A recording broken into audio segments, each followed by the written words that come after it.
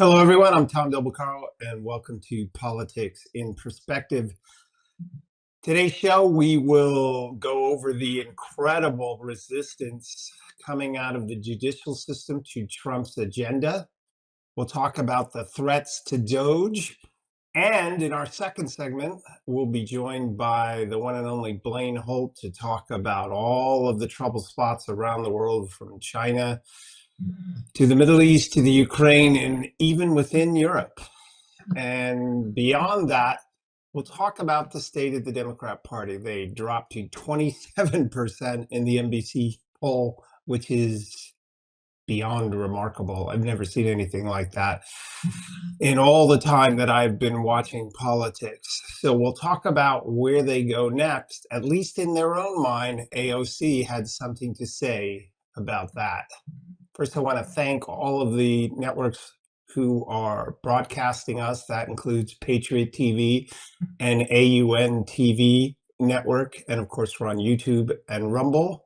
And you can catch us at our sponsor, politicalvanguard.com. So first, let's start talking about the judicial system and what they're doing. Now, keep this in mind. Thomas Jefferson, a long time ago, warned about the federal judiciary. He said it was the object of his great fear. And what did he think about that? The reason why it was his great fear was because he thought it was, in a very real sense, undemocratic. And what do I mean by that? Well, he thought that they would be operating completely independent and that they would gather power. Remember, it's a law of history that power centralizes. And he thought judges would do that as well, that they would assume power and that the other two branches wouldn't have a sufficient check on that power. Wow. Doesn't that describe what's going on today in America? What do we have? We have this court system that has a Supreme Court, right?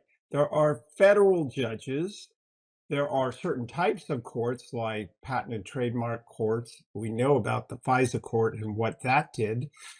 There are tax courts, but there's all these circuit courts around the United States, and there's hundreds of them. You know what a circuit court was back in the day when this first started was, because the 13 colonies, there would be judges who would literally go from town to town, state to state, holding court so that they could hear cases because there wasn't enough judges or courts that were established in each of those states. Now we have the opposite problem. They're everywhere. And what are they doing?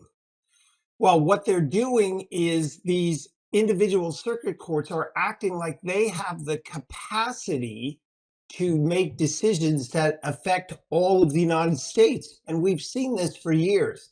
In the last Trump administration, you would have a court in Washington or Hawaii make a ruling and claim that it affected the whole country, that the entire US government, by this one judge, this lowly judge. Circuit courts are the lowest of the federal judge system, court system. This lowly judge would then whipsaw entire legal, foreign policy, potentially, whatever the subject matter, they could decide it with an injunction and cause everybody to react to this. So what's going to happen?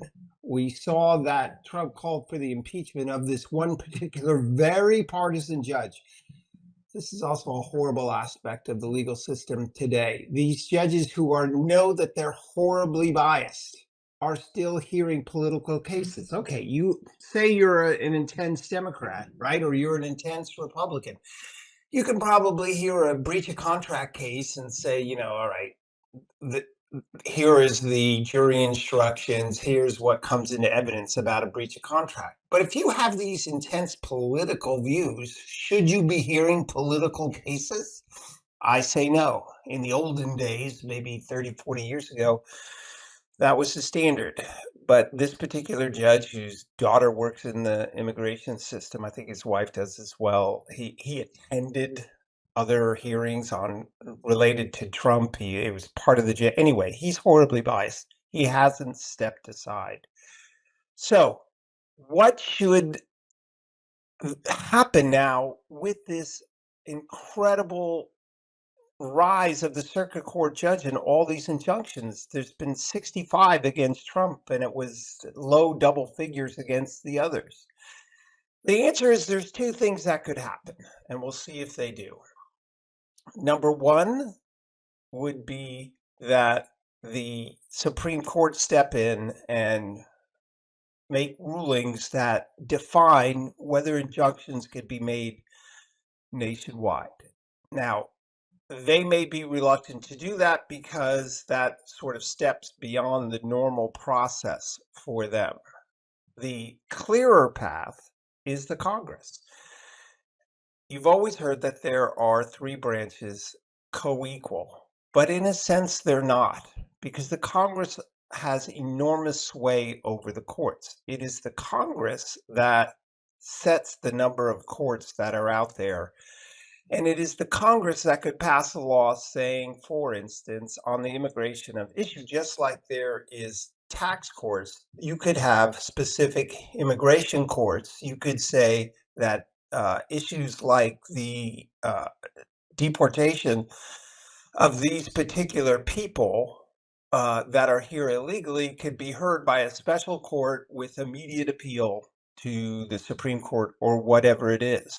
They could do that tomorrow. So the two paths to correct this: one, the Supreme Court acting, and two, Congress acting. Well, either one of them have the guts to do it.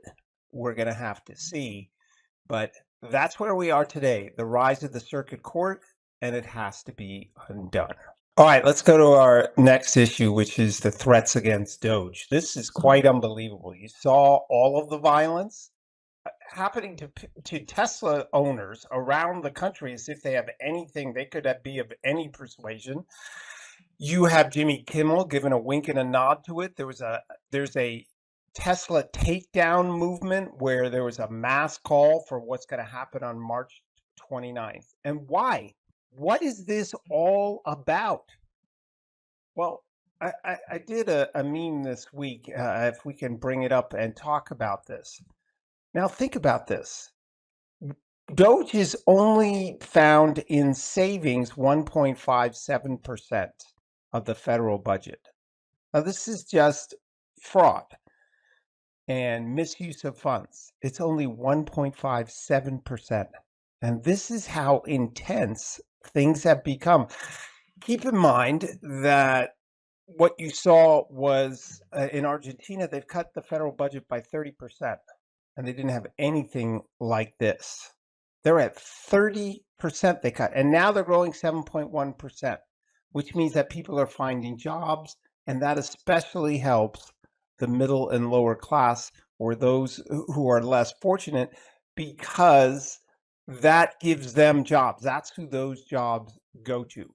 But they're doing all of this over 1.57% in cuts. We have a $2 trillion deficit.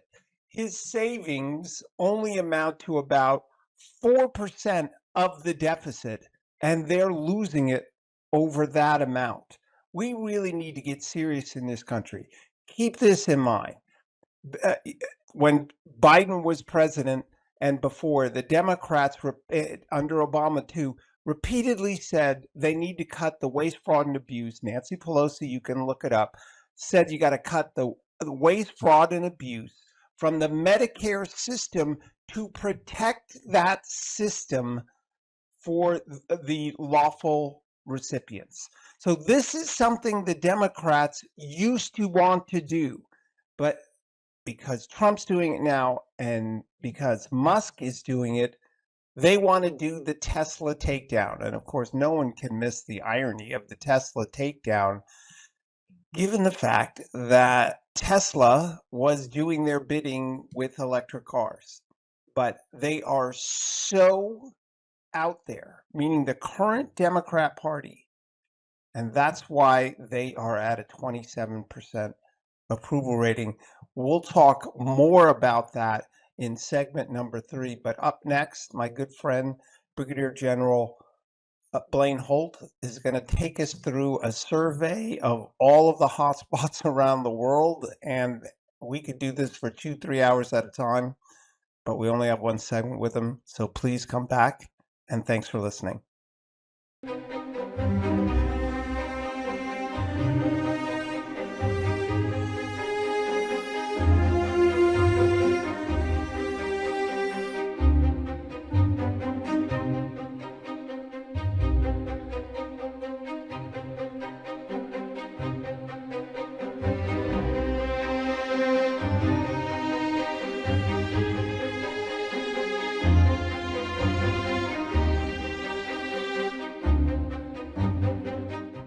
Welcome back, everybody, to Politics in Perspective. I'm joined today by the one and only retired Brigadier General from the Air Force, Blaine Holt, who you can see his vital stats there. Follow him on X. He was instrumental with respect to NATO from the United States point of view, and we're going to get his perspective related to that. But Blaine, thanks so much for joining us today. We need to get right to it with you. Recently, you put up this on Twitter with respect to our mutual friend Gordon Chang, where you said that China is imploding at the top and that could have consequences for us all. Please tell us what you were thinking. Well, listen, hey, congratulations on the new podcast, and happy to be on with you. It's always a pleasure to discuss these things with you. Yeah, Gordon and I go back and forth on a lot of these things all the time, and I asked, actually, he let me contribute to a little part of that article that he wrote. We've been studying the internals of the Chinese Communist Party for quite some time, and watching China as it not only lies to itself in its totalitarian dictatorship, lies to the world about its stats and its leading with its economic downfall. Started with real estate crisis a couple of years ago after COVID, which was already damaging, and then led into tremendous scandals. Makes ours look small on payday loans, stimulus packages. They all cheated, and they've destroyed the country. Their currency is in the dumper. They're overextended on their supply lines. Xi Jinping, being very paranoid, worried about assassination, has gone through 2.5 years of rolling up his top generals. So I kind of have a slight chuckle when people tell me, "Oh, China's going to take Taiwan any day now." It's like, well, I don't know. They're going to do that because the PLA is more likely to turn on Xi Jinping. Here's the problem and the danger, and what Gordon and I are getting at in that article is a cornered CCP that has no ideations about giving up power will do anything to save itself, including cashiering the Chinese people and other nations. And dynasties usually follow this path. They all end in tears. So, in a desperate attempt to hold itself in power, does Xi Jinping and the Chinese Communist Party wag the dog, so to speak, start a war someplace other than Taiwan? I'm not convinced that they're up for that. In order to revector the country's attention in another direction. And is that too late because the top People's Liberation Army generals, do they just go sack them? A country that has nuclear arms that's imploding like that can be very dangerous to us all. So, agree with all of that. They are, in a sense, on a nice edge. So, when Trump is approaching them with regard to tariffs, what they need us more than we need them. Isn't that true at this stage? And how does Trump leverage that, or should he be leveraging it at this moment? Yeah, with the tariffs, and it's not just China, it's globally. Trump is pointing out to the globe that the number one, still, even with our beleaguered economy, the number one consumer nation, and therefore the most influential economic nation of consequence with the reserve currency is the United States. And China is not a consumer nation. They've tried for decades to put their economy into a consuming mode rather than a producing mode or to get a balance there, and they have never found it. And so What this means is that China certainly needs us more than they need them. And then you watch what's going on in China and Japan economically with them liquidating a lot of their bonds. A lot of people are like, well, that's hostile towards America, hostile towards Trump. And that's more of just ridiculousness and a lack of understanding about the economic side of this. When they sell their bonds, they're raising cash because they're out of cash and they're shoveling as much cash into this inferno called their economy as they possibly can. So there's only, I mean, you can look at the trend line. It doesn't have a chance of recovery. The only thing the Bank of China knows to do is to throw more stimulus at things. So they're just debasing their currency more and more and more. And then when you throw the tariffs on top of that, that's why you see folks like Wang Yi or the foreign ministry of China get out there and decry, well, we're going to have war, we're going to do this. Even Xi Jinping has muted those internal voices because um, he understands it's hat in hand time with China towards America. But does that eventually turn into bad behavior as they come for the long knives after him? And doesn't it remain true that the socialists and the communists, in order to survive, has to rely on the capitalists to fund their terror because their own system doesn't work economically, and so you have to uh, use the capitalist at some point or another. Yeah, it's all fun and games until you've used up all the money of those that you oppressed. Europe seems like it's about to go into this phase as well for the first time. You've got the unelected Ursula von der Leyen, who's the president of the European Commission, who's now opening up with Christine Lagarde and saying, "Hey, we've got trillions in untapped, unused savings," is what they like to call it. Savings are always unused because that's what makes them savings. But they're eyeballing all the pension funds of Europe and saying, "Hey, we can mobilize all this cash, solve our monetary problems, build a big daggum army of ourselves, and get ourselves onto a wartime mobilization footing." What that's going to do is take a recession Europe and send it on its way to depression and probably create a lot of populist uprisings and revolts that have already actually started. The sparks are there across the entire continent. Well, China's already at the other end of that in the phase of exhaustion. They have the Bylon movement, which is all of the millennials and the Gen Zs, and they just do nothing. They do nothing. They do food deliveries, and they make maybe $4 a day. The per capita income of China has gone down by like, I don't know, 60, 70%. Shanghai's a ghost town. Guangzhou is a ghost town. Businesses have folded up all over the place. They can't feed themselves. An outfit in China that is representing the government contacted me about putting a group together to go clean up some shale oil fields in northeastern China because they're literally poisoning themselves to death, and they were willing to pay a lot of money for that. So, no, things are very, very bad in China. I'm just worried about the knock-on effects to not just the world's economy, but how does this look militarily? For sure. And this is what communism does. It is apparently in Russia, it's bad at conducting war, and in China, it's bad at conducting the economy. And they're a empire that has overextended itself and doesn't have the economic engine to hold on to all of its many tentacles around the globe. So let's shift to one of those tentacles, which is the Middle East, because they've been buying oil from Iran, but Iran is back on its heels, is it not? And you have the Trump administration hitting the Houthis. What's strategically behind the push for so many sorties against the Houthis?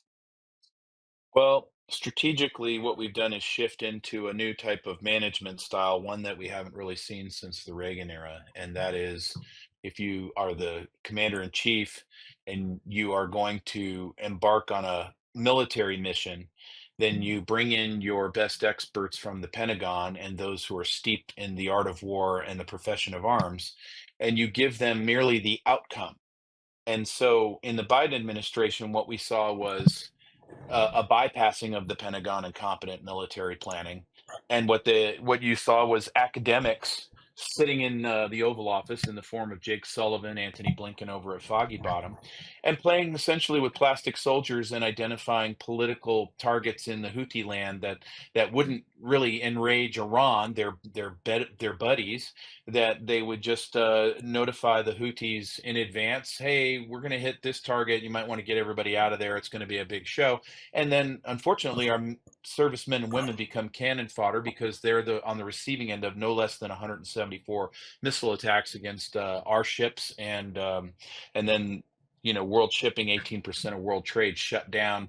The Egyptians $30 million a day in losses, which creates more instability as the Bidens pick up where Obama left off and prop up Iran. Well, it's a new day. So the Iranian Israel relationship has been repaired. We're back to sharing intelligence and logistics and those types of things. And we understand and recognize that the Houthis are another proxy of Iran that now have to be dealt with. So the Houthis are seeing an entirely new United States Navy that is actually operating within what I was steeped and trained in aerial warfare. And I was very, very happy the first night of we blinded them, we took out their air defenses and their radars. Okay, that means we're going on to the next ring and the next ring and the next ring. We call those Warden's rings in an air campaign where we knock out you, we blind you, then we come in and destroy your logistics, then we're going to hit your command and control, then we're going to hit your communications until we achieve our military effect, and then we stop. And we stop and we do some bomb damage assessment. So the president has just turned that over, and you see the effects. Now the president is in a good position to look at Iran and go, your proxies, all three of them, are in absolute tatters right now. So now you're going to play ball with us on the nuclear stuff. We're actually not really even interested in negotiating a deal. We're about ready to take it away from you. And so the Ayatollahs are screaming, not just because Trump is on their face, but because finally the Iranian people are waking up. And the protests that started 2 days ago all across Iran are just amazing. These brave people getting up in a police state and protesting by the tens of thousands. And then the Iranians also assassinated an IRGC commander last weekend in the southern part of the country, who thought he could walk around with impunity and everybody would fear him. They just took him right out.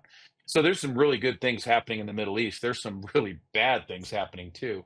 And I would tell you that my number one concern in the Middle East right now is Turkey. 2 nights of million people protesting in Turkey to dump Erdogan after he locked up his opposition. So that would shift everything. Everything would change if Erdogan was gone. Yeah, and the mullahs as well. I still think that's a distinct possibility with in the next 18 months, and that would change the world. But let's not leave. We got to the Houthis. We got to go back to Hamas. And if there was a New York Post headline, which I'd like you to take a look at and give us your thoughts. When I posted this, I said the reality was that the West enriched the Hamas leaders over the years. Your thoughts? Oh no, they absolutely have. It started with Obama, and again, it's looking the other way on sanctions, allowing Iran to pretty much fill the coffers of all three proxy groups, and all that money didn't go towards sewer pipes in Gaza, and the UN mission was infiltrated with Hamas, and they looked the other way, and corruption reigned supreme. So now they're very brazen about it. Even still, they go and when an aid truck comes into Gaza, if it makes it through, then what Hamas does is they charge a tax on the aid getting to Palestinians who can't even feed their kids.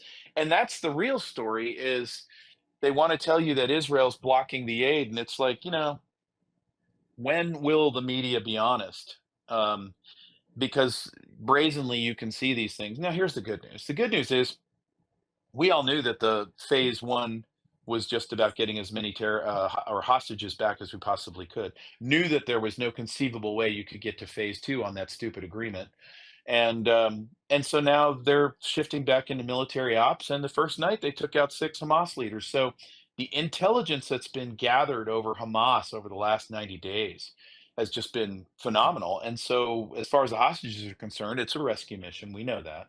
But it also means that now there's nothing deterring the IDF or the United States military from just routing Hamas.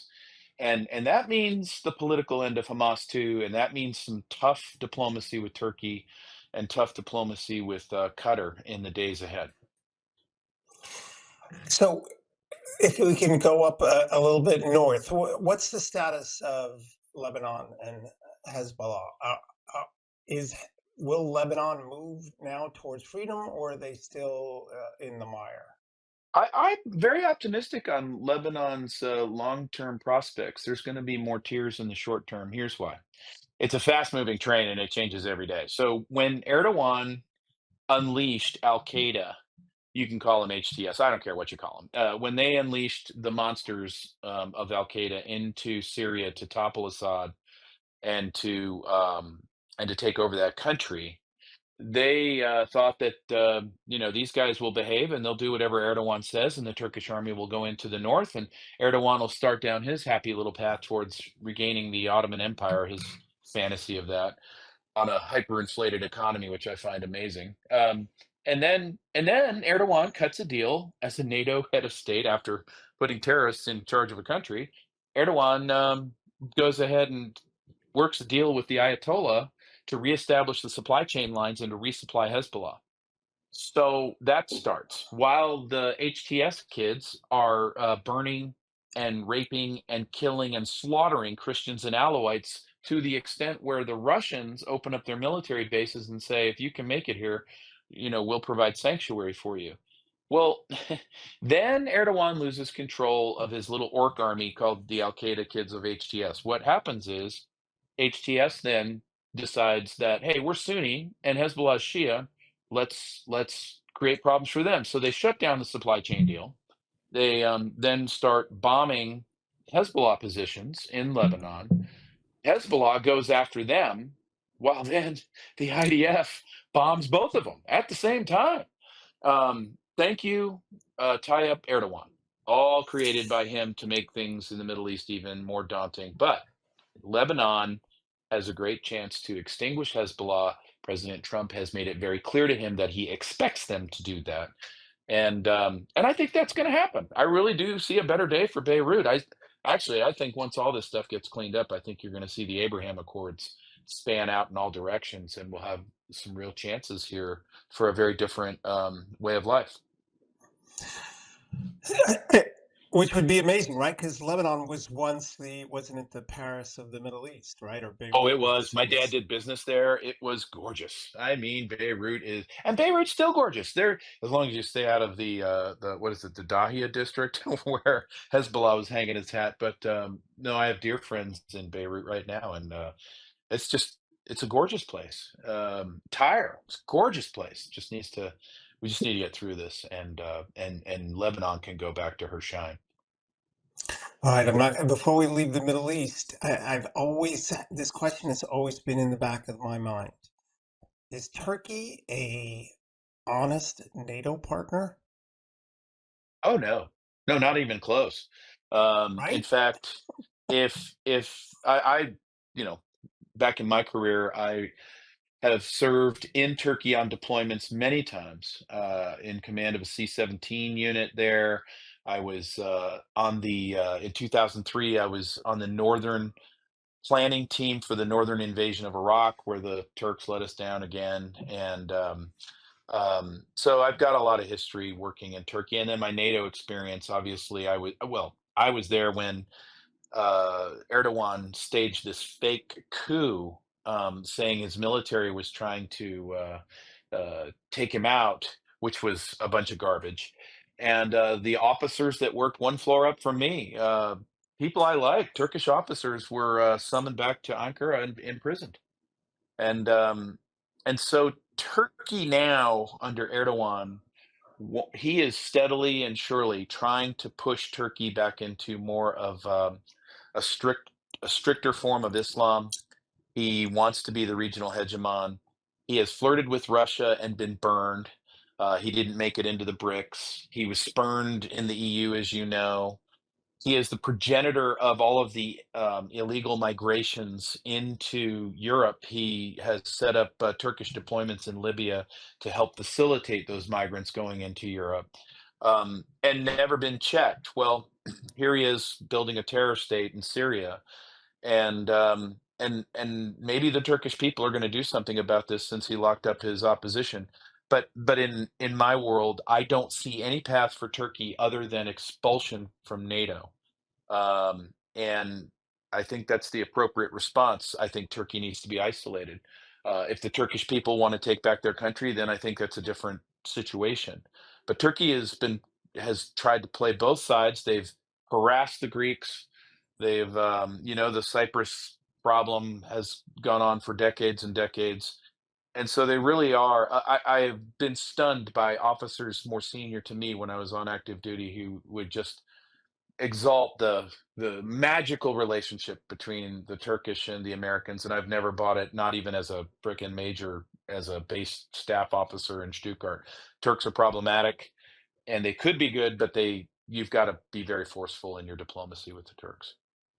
And this is not new. This goes back 1,000 years It of does. issues with regard to Turkey and the rest of the European nations. Hmm. Absolutely. Uh, Absolutely. so let's stick with the violent continent, as historians call Europe. Where are we in Ukraine? Is it? I listened to General Jack Keane say the other day that at least there is now a peace process in place. Where do you see this going? Well, I think that's very kind of him, who thinks Russia can be defeated in this war, along with his Yeah, friend Ben right. Hodges, who I know all too well. Um, yeah, I've never really aligned myself with their opinions on what the military prospects were for a solution. There is no military prospect here. Anytime you see a World War I style battlefield develop with trench warfare and killing that is at a level now not seen since World War II, we're well over 1 million deaths, over 1 trillion in infrastructure lost, a third of the population gone and not coming back. This country's been ravaged, and yes, there's a peace process in place, and I think that it's going to be very difficult, especially when you look at the alternative view that the very World Economic Forum, globalist-minded European leaders have. They want more money and weapons, and they're just itching for a fight with Russia that we don't want any part of. And honestly, to me, it's almost a death cult, because what they're failing to recognize, and here's the thing: the group of European leaders, not a damn one of them has a stitch of military background. And so not a damn one of them also understands that when one nuclear weapon is used, they're all used in every single model and simulation going. And so they're playing with fire. Now, President Trump and President Putin seem to understand that. That does not profess a love of Putin to talk to him. It's actually productive and helpful for the world's survival that the two top leaders of the two top nuclear powers are actually talking to each other. But if Starmer and Macron are hell bent on busting Russian red lines, if they want to put some sort of coalition of the willing peacekeeping force in Ukraine, despite every warning from the Russians that you will not do that, well, the United States, per President Trump, we're not going to sign on for that. We're not going to be sucked into that war. We're not going to do it.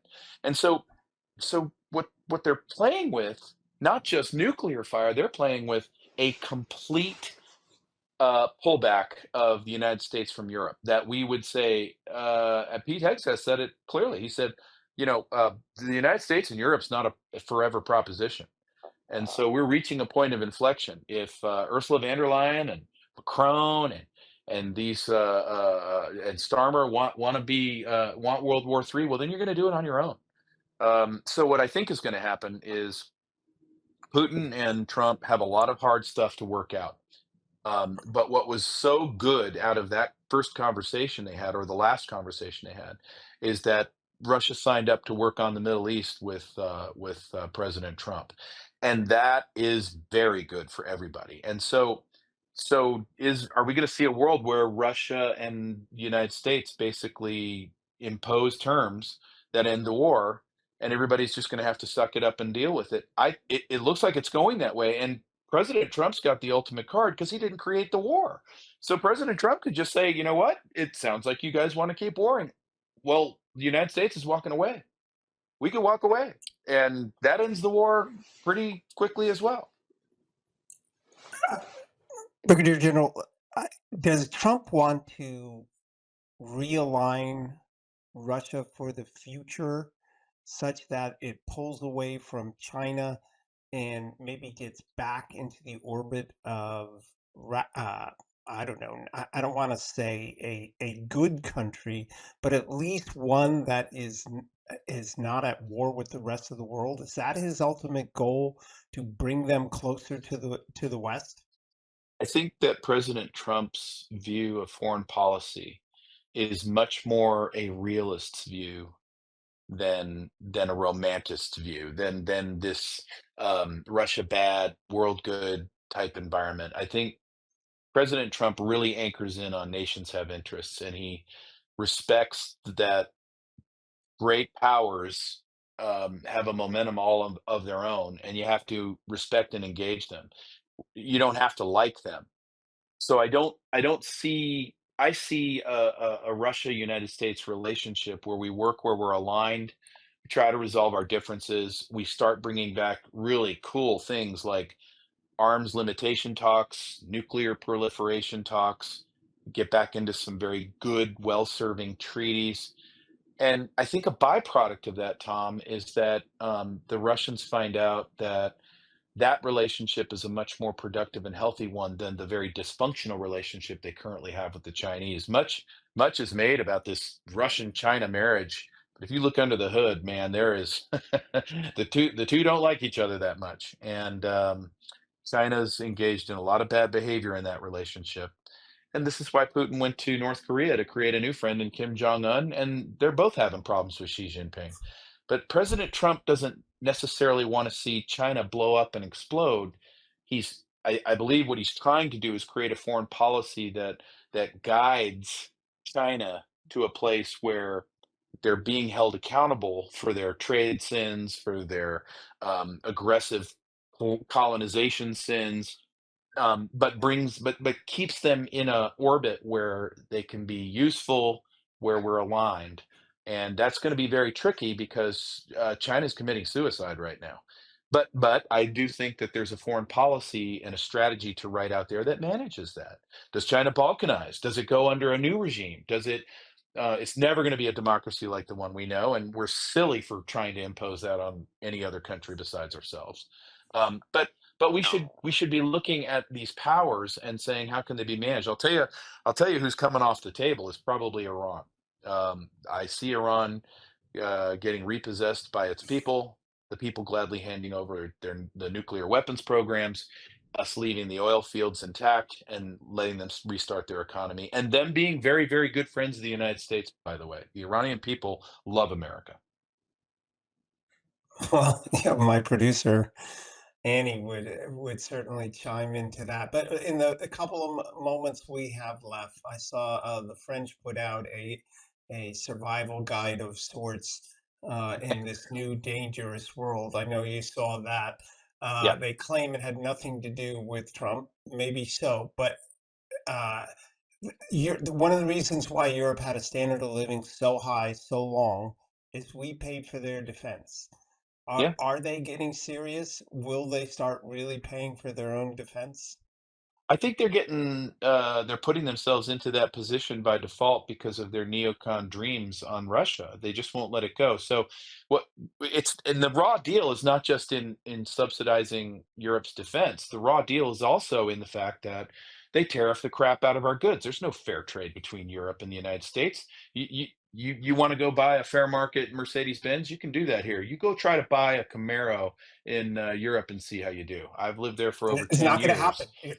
You saw the head of Mercedes said Yeah. that he wants zero tariffs on both sides. Yeah, I know, but so the little Klaus Schwab's little children are not going to allow that to happen, and they're going to be kicking and screaming along the way. What they're not minding in Europe right now is what JD Vance warned them of. They are rolling up human rights and their democracies in their own country. They're undermining others like Romania, attempts in Slovakia, Georgia. They're and if you look at their migration problem with all the terrorists that they've let into their countries, it's not reported. So, Sweden, they have a terrorist bombing every single day now in Sweden, Yes. every single day without fail. And Yes, it's and they're it's totally losing. They're unraveling. losing Europe. They're losing Europe. So when we sit there and say Western values, well, what the heck is that?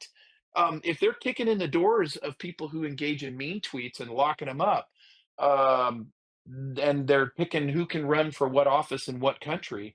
Well, those aren't democracies. And the big irony is that that defender of democracy, Ursula von der Leyen, she's never been elected to anything in her life. So No doubt, it's Blaine. We've run way over. We yeah, I'm could do sure. this all day. I totally appreciate you coming on and sweeping the world with us.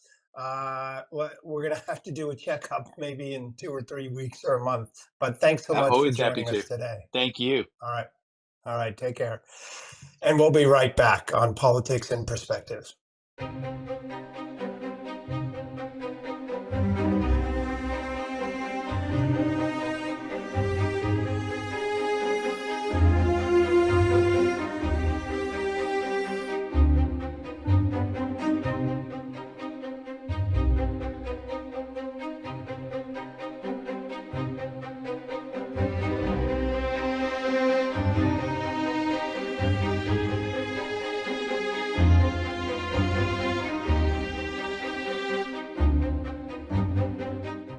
So, welcome back to Politics in Perspective. Always enjoy my time with Brigadier General Blaine Holt. I mean, unbelievable sweep of the world. And thank God that the Biden administration, peaceniks and academics are no longer in charge. This is a dangerous time we're entering, and we need a strong leader who speaks with clarity and won't get bowled over. So, what is left of the Democrat Party? NBC staggeringly has them down to 27% approval rating.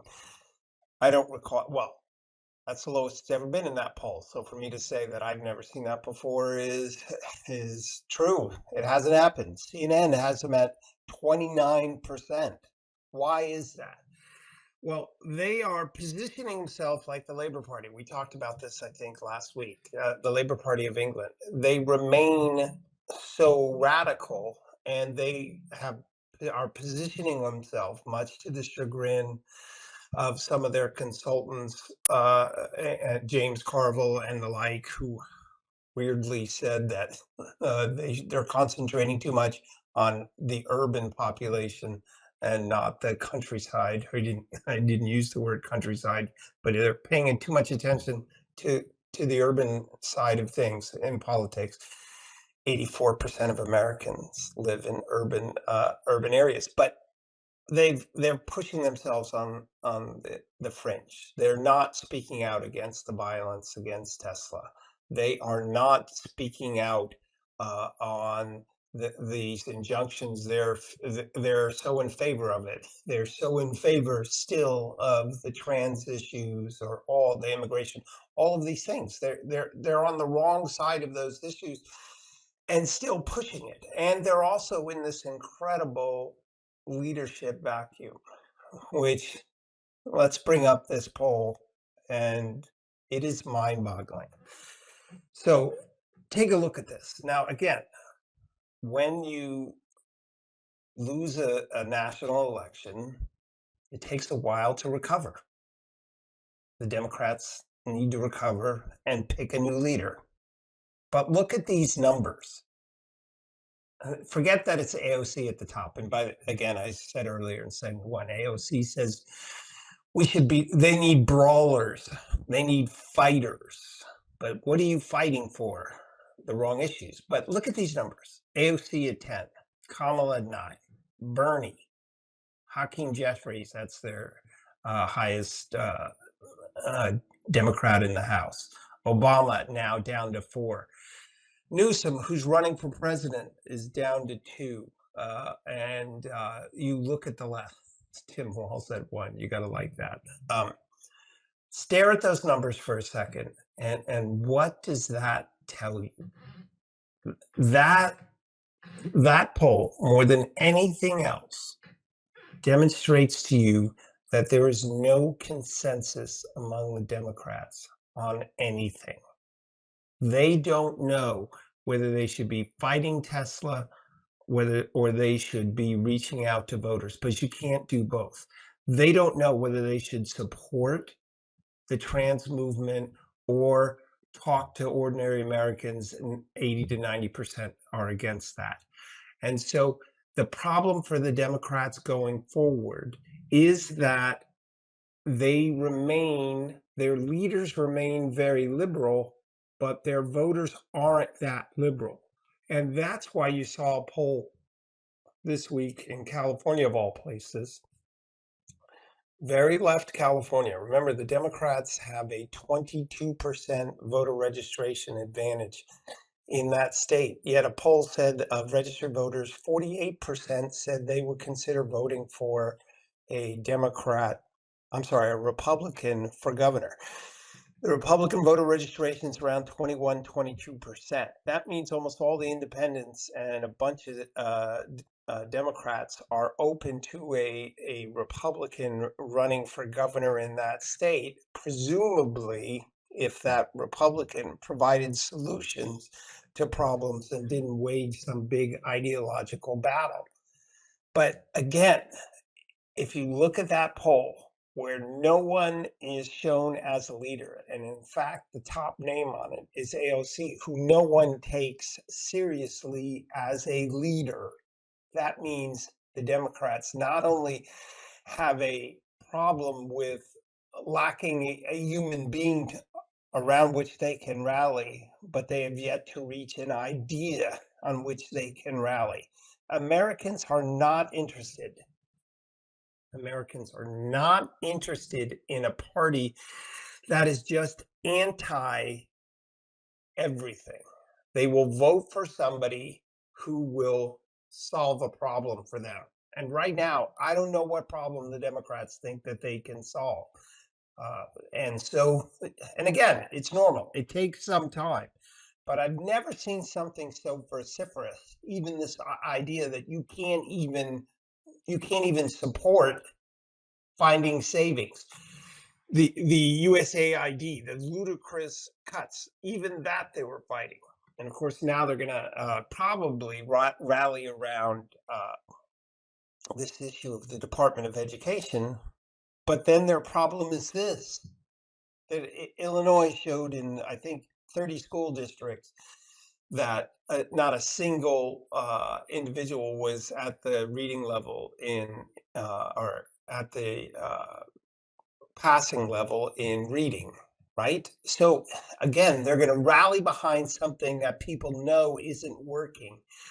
And that leaves them out on this particular limb. So look, someone said the other day, I'm not sure who it was, but the best thing the Republicans do is about talking about Democrats is to say nothing, to just let them continue to talk, say the things that they are, go out on a fringe, say things like, oh, crossing the border is not a criminal act, and let them be so far out on that limb that they continue to marginalize themselves, stay in the 20% approval rating, and then you'll see, and that ultimately what it does for President Trump is it gives him more leeway, because there is a disruptive moment. Getting the economy back on track isn't going to happen overnight, but the Democrats don't have the ability to oppose him, and so this gives him that leeway and should work to his benefit and Republicans' benefits in the midterms. Well, that's our show for the week. I once again want to thank Patriot.tv, YouTube, Rumble, and AUN TV network, and our sponsor, politicalvanguard.com. And we will see you next week with another episode of Politics in Perspective. Thanks so much.